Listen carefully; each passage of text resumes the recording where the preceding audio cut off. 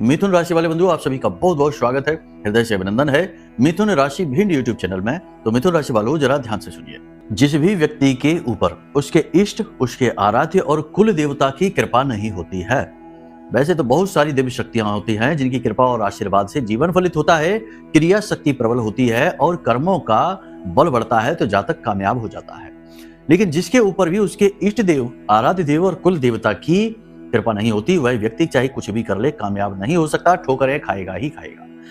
अब इनमें समझने वाली बात यह है कि आपके इष्ट कौन है, आपके आराध्य कौन है और आपके कुल देवता कौन है।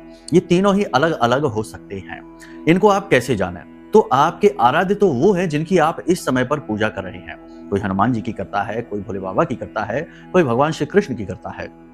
ये आपके आराध्य देव हैं। लेकिन आपके कुल देवता और आपके इष्ट देवता, इनकी पूजा करना और इनकी कृपा आपके ऊपर होना बहुत अनिवार्य है।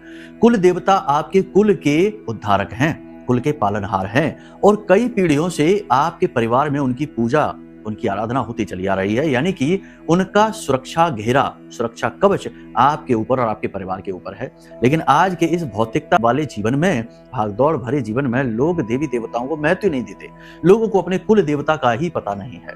तो आप अपने कुल देवता को पता करिए। कैसे जानेंगे? इसके उपाय भी हैं, लेकिन बेहतर यह है कि आप अपने गांव, अपने क्षेत्र, अपने घर के बड़े बुजुर्गों से चर्चा करिए और उनके माध्यम से जानने का प्रयास करिए और उनकी विशेष पूजा पाठ करना शुरू करिए। और आपके इष्ट देव कौन है? वो है जिनकी आपने पिछले जन्म में पूजा की और उनसे पिछले जन्म में भी आपने विशेष पूजा पाठ साधनाएं की।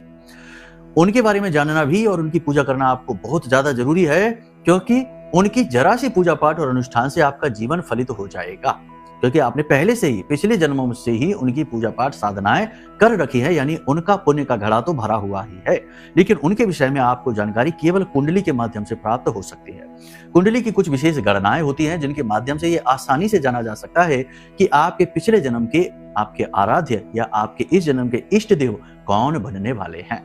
तो ऐसे में आपको अपनी कुंडली का आकलन भी करा लेना चाहिए। इससे न केवल आपके इष्ट देव पता चलेंगे, बल्कि आपकी कुंडली के पाप ग्रह योगों के बारे में भी पता चलेगा और इनके सटीक समाधान दिए जाएंगे और आपके इष्ट देव को प्रसन्न करने की विशेष पूजाएं, उपाय और क्रियाएं दे दी जाएंगी। और इस क्रिया को करने के बाद यकीन मानिए कि केवल 10 से 15 दिनों के अंदर अंदर चमत्कारी परिणाम जीवन में हासिल हो जाते हैं। सैकड़ों, हजारों लोगों के जीवन में प्राप्त हुए हैं। अब आपकी बारी है, तो नंबरों पर फोन करिए और तुरंत अपनी कुंडली का आकलन करा के गहरे सवालों के जवाब हासिल कर लीजिए। प्रेम से बोलिए जय माई की, जय मां बगलामुखी।